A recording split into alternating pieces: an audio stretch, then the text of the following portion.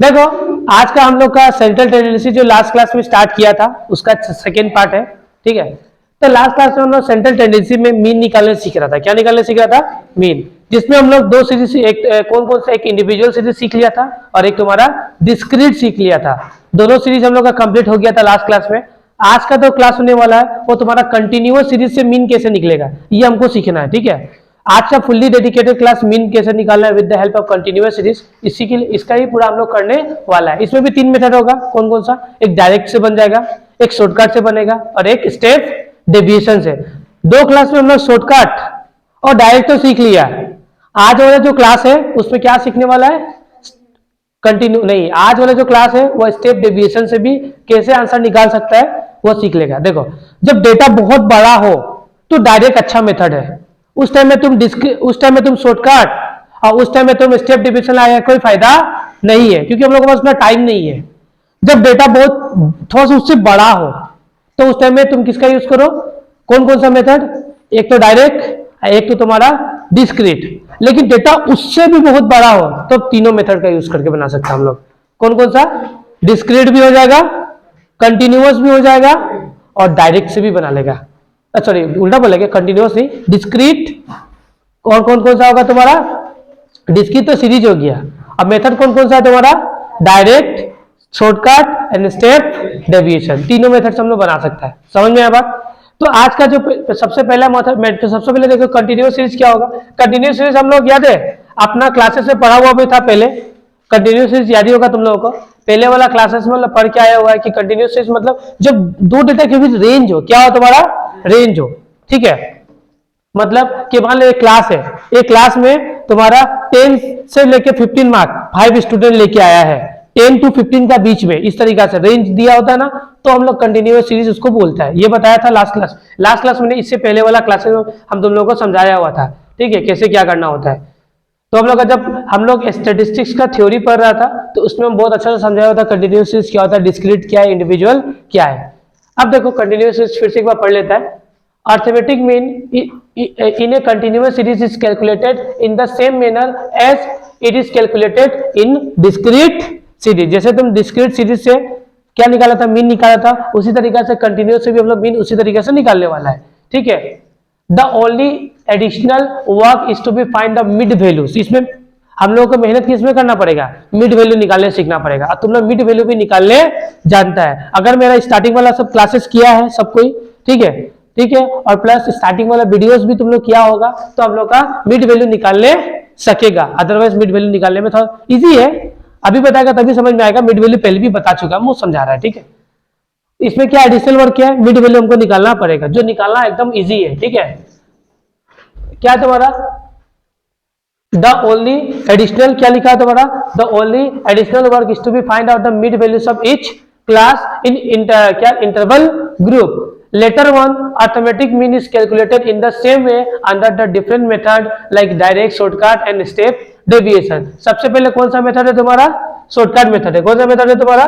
Shortcut. तो देखो shortcut method का फॉर्मूला क्या है? एकदम इजी है। मीन इज इक्वल टू, लिख लो, कॉपी कलम निकाल लो, लिख लो। शॉर्टकट मेथड में मीन कैसे निकलेगा? Summation of f m multiply by summation of f बोलो या तो एन। ठीक है, ये दोनों फॉर्मूला यूज कर सकता है, या तो एन या तो एफ एम, ऐसे भी लिख लो। ये फॉर्मूला लिख के लिखो फटाफट, ये फॉर्मूला नोट डाउन करो। समेशन ऑफ एफ एम क्या है तुम्हारा? समेशन ऑफ एफ एम या एन।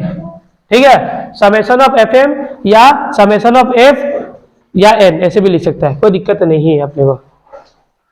डायरेक्ट मेथड का, ये डायरेक्ट मेथड का फॉर्मूला है तुम्हारा कंटिन्यूअस सीरीज में। ठीक है, चलो देखो यहाँ पे समझना।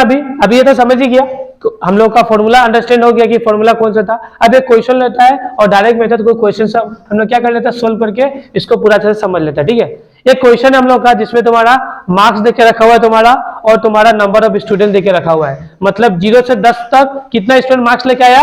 0 से लेकर 10 मार्क्स तक कितने स्टूडेंट का आया है तुम्हारा? 8 स्टूडेंट का। फिर 10 से 20 के बीच में 12 स्टूडेंट है, मतलब 10 मार्क्स से 20 मार्क्स के बीच में 12 स्टूडेंट है। इतना स्टूडेंट ये मार्क्स लेके आया है। प्लस 20 से 30 के बीच 20 टू 30 से 40 के बीच 25 एंड 40 से 50 के बीच 20, 50 टू 60 10 एंड 60 टू 75, ये सब लिखे। मतलब ज्यादा मार्क्स, जो अच्छा मार्क्स कौन लेके आता है? गिना चुना स्टूडेंट लेके आता है, हर कोई तो लेके आता नहीं है। अखाड़ा मार्क्स तो मैक्सिमम वही लेके आता है ना, ऐसे होता है ना। ये यहाँ पे कहानी ऐसे चल रहा है, ठीक है। तो देखो अभी हम लोग को क्या करना है, सबसे पहले लिखना है x, जो तुम लोग का नहीं है। चलो हो गया, हो गया, चलो बात करते हैं हम लोग। हो गया, यहाँ में क्या है x 0 टू 10, ठीक है, 10 to 20, 20 to 30, 30 to 40 to 50 to 60 to 70, last 60 to 70 है, उससे ज्यादा तो नहीं है हमारा, उससे ज्यादा हम लोगों का नहीं है। तो ये हो गया तुम्हारा f, कितना हो गया तुम्हारा 8, 12, 20, 25, 20, 10 एंड 5, ये हो गया। ये तो तुम लोग निकालने जानता ही है। अब हमको फाइंड आउट करना पड़ेगा मिड वैल्यू। क्या करना पड़ेगा? Mid value, mid value. तो अब निकालना पड़ेगा m, क्या निकालना पड़ेगा m, तो lower plus upper divided by 2, बताए ना। मिड वैल्यू इक्वल टू क्या होता है? Lower limit plus upper limit divided by 2, ऐसे करता है ना। तो लोअर लिमिट कितना है 0, अपर लिमिट है 10 डिवाइडेड बाय 2 कितना 5, हो गया। तो यहाँ में कितना हो गया मिड वैल्यू 5, ठीक है। फिर अपर लोअर लिमिट कितना 10, अपर लिमिट कितना 20 डिवाइडेड बाय 2 कितना 15। अब दोनों इन लोगों के बीच में डिफरेंस कितना 10 का डिफरेंस है ना, सब में 10 प्लस करते चला जाओ। 15 में 10 प्लस करेगा तो 25, इसमें इसमें इसमें इसमें इजी है 65, हो गया। उसका बाद ये करने के बाद हम लोग को करना पड़ेगा fm, क्या करना पड़ेगा fm, f और m का मल्टीप्लीकेशन, fm निकालना पड़ेगा अपने को, ठीक है। तो fm करेगा तो सबसे पहले कितना होगा 40 होगा ना, ये तो बच्चा वाला खेल 40 हो गया, कितना हो गया तुम्हारा 40। फिर नेक्स्ट कितना तुम्हारा 180, फिर नेक्स्ट कितना तुम्हारा 500, उसका बाद नेक्स्ट किया तुम्हारा, हाँ बोलते जाओ और बोलो और बोलो 325। बहुत ज्यादा कैलकुलेशन फास्ट हो गई है, ठीक है। आपको देख के बोल रहे हैं ना, हाँ कैलकुलेटर मार रहे हो। चलो समेशन एफएम कितना कितना है तुम्हारा, हाँ 3370 हो गया। उसका बाद से नेक्स्ट क्या तुम्हारा एफ कितना निकला है, एफ लिखो या समेशन ऑफ एफ लिखो या एन लिखो, बात देखी है कितना तुम्हारा 100। फॉर्मूला किया है mean equal to summation of f m divided by n, या हम लोग एक और चीज लिख सकता ना, और समेशन ऑफ एफ भी लिख सकता है ना, बताया था ना, वो उल्टा लिखो एक मिनट, हाँ एन ही लिख दो, कोई दिक्कत नहीं है, एन लिख दो। तो 3370 और डिवाइडेड बाय 100 तो आ जाएगा 33.7, ये तुम्हारा आंसर है। फटाफट इसको नोट डाउन करो, फटाफट नोट डाउन करना स्टार्ट करो। लिख लेने यहाँ पे कौन सा मेथड है, डायरेक्ट। ये कौन सा मेथड सीखे हम लोग, डायरेक्ट मेथड, ठीक है। ये हम लोग का डायरेक्ट मेथड है, ये आप भूलना नहीं। डायरेक्ट कंटिन्यूअस सीरीज में डायरेक्ट मेथड से हम लोग को इस तरीके से आंसर को बनाना है। देखो हम लोग का नेक्स्ट एग्जांपल है, देखो क्वेश्चन सेम रहेगा, बस मेथड क्या हो जाएगा अलग हो जाएगा। क्वेश्चन सेम रहेगा, मेथड बस अलग हो जाएगा। अब मेथड आ गया तुम्हारा शॉर्टकट मेथड, सेम क्वेश्चन होगा, शॉर्टकट मेथड से भी सेम आंसर आएगा, ठीक है। याद रखना अगर तुम मीन बना रहा है तो मीन बनाने का टाइम में तुम मेथड कोई से भी फॉलो करो, आंसर हमेशा तीनों केस में सेम आएगा, ये चेंजेस नहीं होता है। तो उसी तरह एक से तुम्हारा लिखो, x लिखो कितना है तुम्हारा 0 to 10, 10 to 20, 20 to 30, 30 to 40, 40 to 50, 50 to 60 and 60 to. उसका बाद f कितना है तुम्हारा, f है तुम्हारा 8, 12, 20, 25, 20, 10 एंड 5, ठीक है। ये देख रखा f, ठीक है। उसका बाद नेक्स्ट क्या अपना मिड वैल्यू निकालना पड़ेगा, same lower plus upper divided by 2, तो 5, 15, 25, 35, 45, 55 एंड 65 हो गया। उसके बाद तुमको नेक्स्ट चीज निकालना पड़ेगा डी। डी में डेविएशन निकालना होगा, डेटा कितना डेविएट है, कितना दूर दूर में, वो डेविएशन निकालना पड़ेगा। इसका formula d equal to m minus a, ये निकालना पड़ेगा। D equal to m minus a. अब ए का मतलब क्या होता है तुम्हारा, a equal to assume mean. इसमें तुमको एज्यूम मीन मानना होगा किसी को एक, ठीक है। एज्यूम मीन तुमको मानना पड़ेगा कि तो मीन को माना हुआ है, ठीक है। तो एज्यूम मीन हम लोग को किसमें से, मिड वैल्यू से मानना पड़ता है। किससे, मिड वैल्यू से। तो हम लोग लेट सपोज एज्यूम मीन किसको ले लिया, 25। हम बताया था प्रीवियसली क्लास में भी, एज्यूम मीन हम लोग किसी को भी मान सकता है, आइदर 25 को ही मानो, 15 को, 5 को, 35, 45, 55 एंड 65। तो एज्यूम मीन किसी को भी मानो, आंसर हमेशा सेम निकलेगा, ठीक है।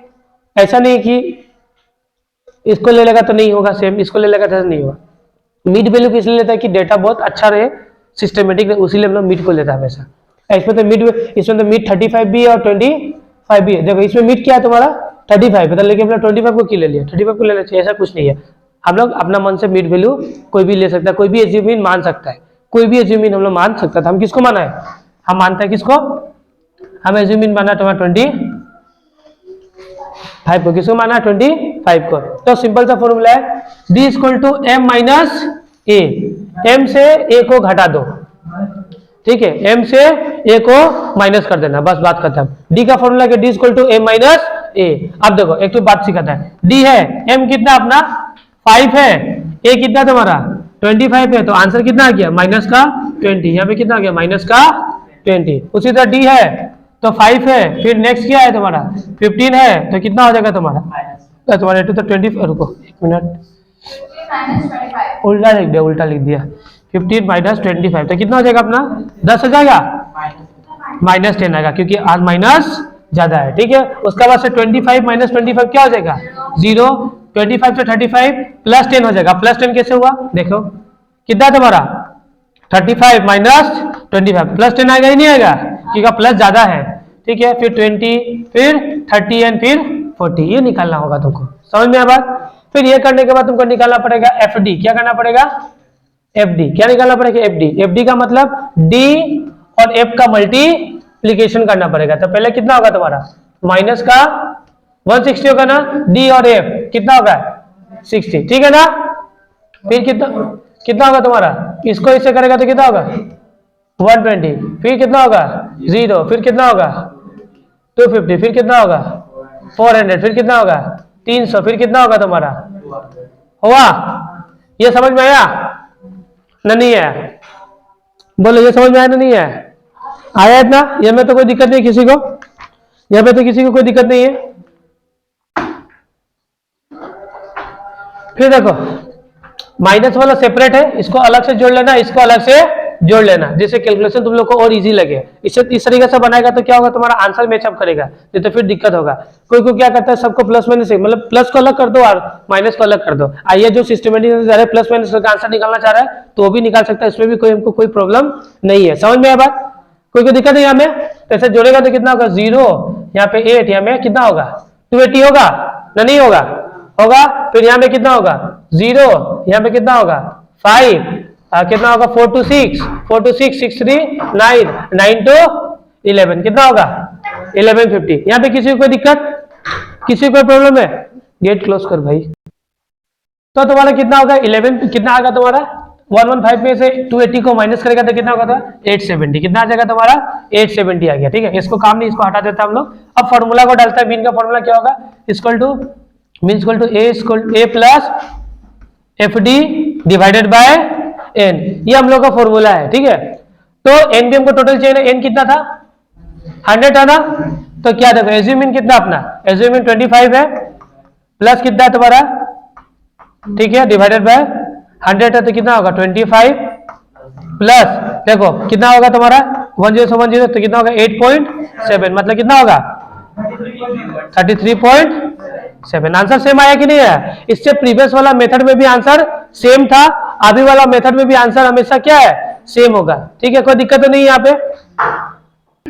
देखो अभी हम लोग का नेक्स्ट वाला सेम क्वेश्चन रहेगा, हम लोग का बनाना पड़ेगा स्टेप डेविएशन से। कैसे, मतलब देखो जो भी देखो तुम जो भी फॉर्मूला से बना रहा है इससे कैलकुलेशन छोटा होते जाता है। क्या हो रहता है, जैसे कि जब हम लोग डायरेक्ट मेथड से बनाया था कैलकुलेशन थोड़ा सा बड़ा था, उसके बाद से जब हम लोग शॉर्टकट से बनाए कैलकुलेशन थोड़ा सा और कम हो गया। अब जब स्टेप डेविएशन से बनाएगा तो कैलकुलेशन और छोटा हो जाएगा, एकदम छोटा हो जाएगा। देखो हम लोग का शॉर्टकट मेथड में जो था, जैसे कि तुम लोग शॉर्टकट मेथड में x था, f था, m था और d था, सब सेम निकलेगा, ठीक है। चेंजेस क्या होगा ये बता रहा है तुमको, यहाँ पे सीखने मिलेगा d डैश निकालने मिलेगा। क्या इसका फॉर्मूला होगा तुम्हारा d डिवाइडेड बाय c। क्या निकालना पड़ेगा? d डिवाइडेड बाय c, ये निकालना पड़ेगा तुमको। d से c को डिवाइड कर दो, ये हो गया। और उसका बाद एक और चीज चाहिए तुमको, क्या चाहिए? f d डैश, ये निकालना पड़ेगा, दो चीज। जैसे कि तुम ये जो अब c क्या होता है, c भी c इक्वल टू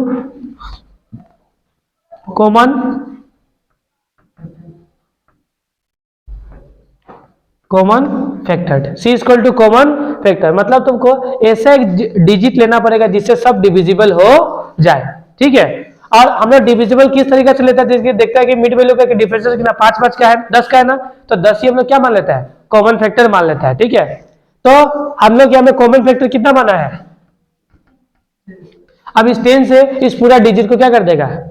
डिवाइड कर देगा। अब जरूरी नहीं है कि तुम 10 ही मानो, 5 से भी कर सकता, कोई प्रॉब्लम नहीं है, ठीक है। तो ज्यादातर हम लोग को सुटेबल होगा। अब 5 से करके कैलकुलेशन थोड़ा सा और बड़ा होगा, ऐसा नंबर देखना कि सबसे छोटा हो और सब डिविजिबल हो जाए, ठीक है।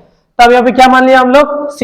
अब c क्या माना? 10, ठीक है। तो 10 से 20 को डिवाइड करेगा तो क्या होगा? माइनस का 2, इसमें होगा माइनस का 1, 0, 1, 2, 3 एंड 4। इजी हो गया नहीं हो गया कैलकुलेशन? अब लास्ट में चाहिए एफ डी डैश, मतलब जो डी डैश निकाला उसका f से मल्टीप्लाई कर दो, तो 8 2 कितना होगा? 16, कितना होगा? 12, यहाँ पे 0, फिर कितना होगा? 25, फिर कितना होगा? 25 हो गया तुम्हारा, ठीक है ना? नहीं, कितना होगा? 40, ठीक है। फिर कितना होगा तुम्हारा? 30, फिर कितना होगा? 20 हो गया। एफ डी डैश निकालना होगा, ठीक है। कोई दिक्कत नहीं हमें किसी को बोलो तो, किसी को हमें कोई दिक्कत है क्या? नहीं है ना? सब उसी तरह इसको भी अलग अलग कर दो, ये दोनों को जोड़ देना और बाकी सबको जोड़ देना, तो आंसर आ गया कितना? 87। ये तुम्हारा आंसर आ गया 87। समझ में आया? ये तुम्हारा कौन सा शॉर्टकट वाला मेथड था? तो इसमें क्या करना, फॉर्मूला में माइनर का मॉडिफाई, यहाँ में डी की जगह में डैश लगा दिया, यहाँ पे कौन चीज लगा दिया? सी। ये फॉर्मूला स्टेप डिवीजन में बदल गया। तो एज्यूम इन 25, 87, इसमें कितना है? 100 और इसमें कितना है? 10। एक 0 से एक 0 जाएगा तुम्हारा 87 8.7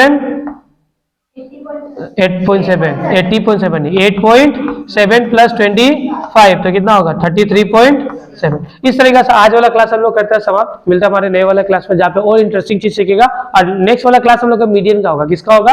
मीडियन मोड निकालने हम लोग नेक्स्ट वाला क्लास में सीखने वाला है, ठीक है। तो आज का क्लास हम लोग करता है समाप्त।